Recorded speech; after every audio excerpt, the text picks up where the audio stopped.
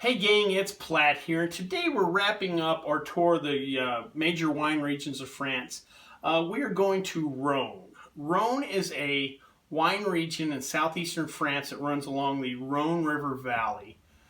Grapes were first cultivated in the region around 600 BC, and the practice was maintained pretty much throughout the occupation of the Romans. After the Romans left, things slowed down a little bit, but in the 1300s, the popes of the Catholic Church decided to move operations from Rome into this region of France, where they brought their winemaking culture and, more importantly, their economic resources. When they got to town, production expanded greatly.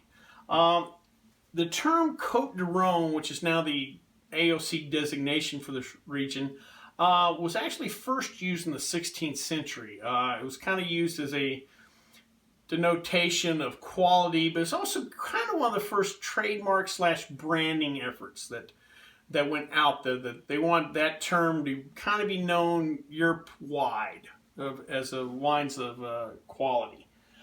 Today, there's roughly 6,000 properties that produce wine grapes, and a total of 1,837 private wineries in the region. So a lot of people are producing a lot of grapes for a lot of wineries there. Roughly 4 million hectoliters a year are produced in the Rhone. The region itself is divided into two parts, Northern Rhone and Southern Rhone. The Northern Rhone only roughly contributes 5% or so of the total production there, so it's the South that does the heavy lifting. The Côte de Rhone designation covers, though, both the Northern and Southern Rhone. The two regions are split by about 30 miles, but they have different climates. The Northern Rhone is more continental climates, cold winters, hot summers. The Southern Rhone is a little closer to the Mediterranean, has more kind of moderate climate, less extremes. The Northern Rhone is known for four main grapes: Syrah, Viognier, Marsanne, and Roussanne. They do something unique in the Northern Rhone. They do what's called co-fermentation. If we were to do a blend, let's say a Cab Merlot blend, you would produce a Cabernet wine, you would fully ferment it, and then you would have a Merlot that you'd fully ferment, create a Merlot wine, and then you would blend. Here, they're taking Syrah grapes and adding a white grape like a Viognier. They're adding the juices together and then fermenting and creating the wine. And they've actually found that if you add a little white juice, not a ton, but a little white juice, it actually helps darken the wine. So it's kind of a unique product they create in the Northern Rhone. As far as the Southern Rhone goes, it's home to the Chateauneuf-du-Pape. And that was the first region to gain AOC designation. It was the growers there that wanted to make sure the neighbors didn't produce a lower quality wine to kind of hurt their name. And also, again, it was valuable in branding of wine.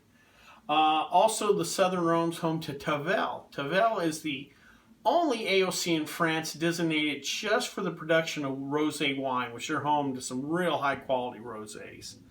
One of the major differences between the Northern Rhone and the Southern Rhone is the Southern Rhone's known more for their blends, where the Northern Rhone, even though there are blending of grapes, their style is closer to the varietal style. Again, there may be some Viognier thrown in with the Syrah, but it is predominantly Syrah.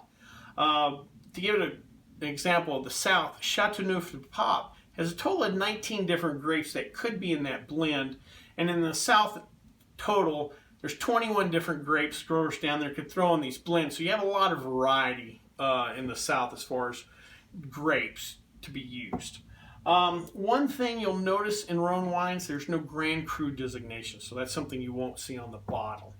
The particular wine from Rhone we're going to try today is Domaine de Clairfont. It's 2016, and this is a Vin de Pays wine. And that means it doesn't meet some of the quality standards of an AOC wine, but it also has a little more in its labeling. And even though this tells me where the producer, and this one says Vin de Pays de Vaucluse, which is where it's from, but it also just says Rhone red wine. It gives the average drinker who wouldn't know French wines or doesn't speak French, you would just say, hey, this is red wine from Rhone. So it kind of makes the consumer's life a little bit easier. So let's give her a try.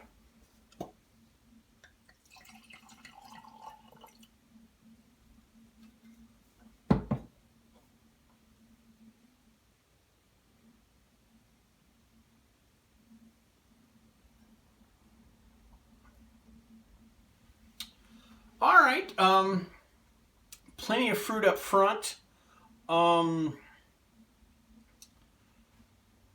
Light to medium minus length on the finish.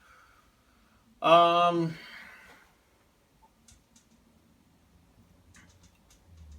get a little dark fruit on there. This is kind of a simple wine, not gonna lie to you.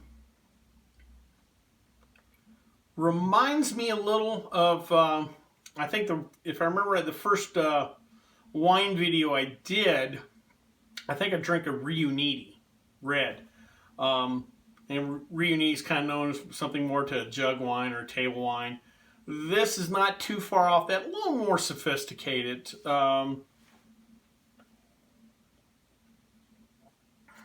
I said, I get some dark fruit, some berries, a little bit of acid there, not much. That being said, nice little simple drinker. Again, this would probably be some if you had a simple meal, a simple glass of wine.